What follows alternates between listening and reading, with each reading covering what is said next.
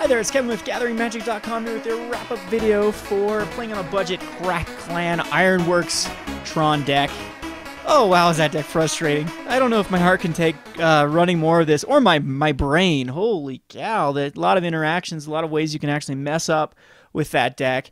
But it's a pretty fun deck. I gotta give it that much. When it's pretty hilarious, especially when your opponents get a little bit frustrated with you, as they should be. I'd be pretty frustrated if I was a player sitting across. This is the whole reason why the Second Sunrise was banned after it won a Pro Tour, because there were so many games where the opponent just sat there and watched the Eggs deck just try to go off, because you cannot concede the game, because Eggs was one of those decks where it could just flat out miss. They could run into like a string of lands and then just miss, and it'd take them like 15 minutes to do that, or even longer to do that on Paper Magic, because they had to keep track of all of the mana and also make sure that your opponent has all the mana kept track, because that is just a nightmare to have to call a judge over and be like, no, I did this and this and this, and try to retrace your steps to know how much mana you have in the mana pool. So I don't know how you'd play this on Paper Magic, but on MTG it seemed pretty fun, because the computer, you know,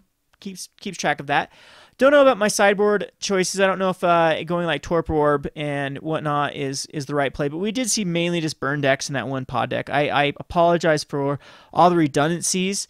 It's just pretty funny, because I just did a modern premiere for the Rogue Deck Builder video series, and I played my Soul Sisters deck, and all I faced was combo after combo after combo after combo deck. And then I queue up on, which combo's hard for Soul Sisters to beat, because Soul Sisters is kind of mid-range deck. It usually cannot race a combo deck, but you do have necessary hate in your sideboard, which does make it winnable matches with Soul Sisters. But game one is very tough for Soul Sisters, and I was very frustrated going up against all these combo decks.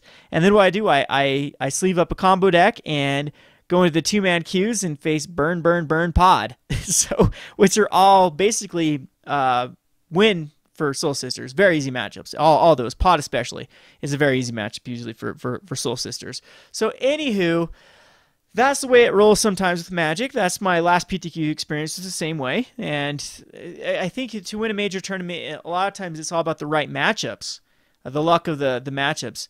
And that is why picking a deck to go to a tournament is very, very, very important. As you can pick that deck that has the greatest matchups against the #1 deck at the time, you can have a higher chance of actually getting the easier matchups and winning just through deck strength versus another deck.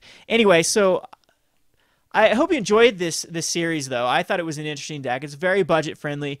Again, the only thing that actually cost money is the Leyline of Sanctities, which did do some work, as you saw in those burn that we did win, and also the Emrakul.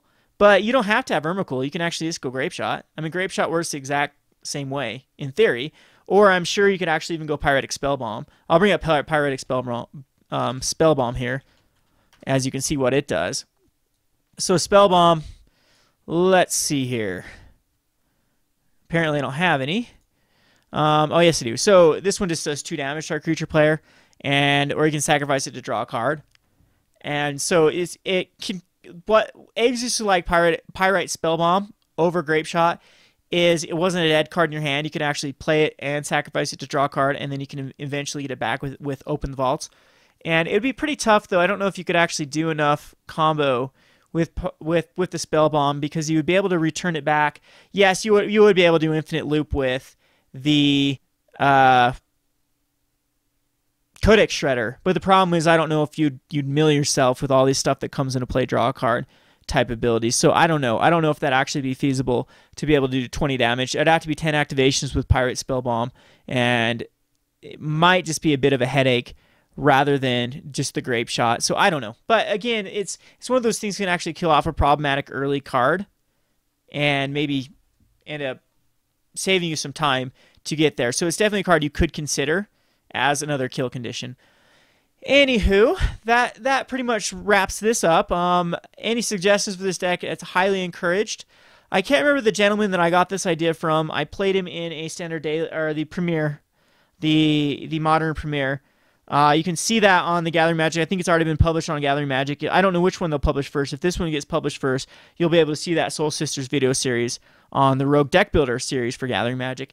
And then that way I can give credit to where credit's due. It was that gentleman that I got the idea from. And yep, anyway, this has been Kevin with GatheringMagic.com. Thanks for watching.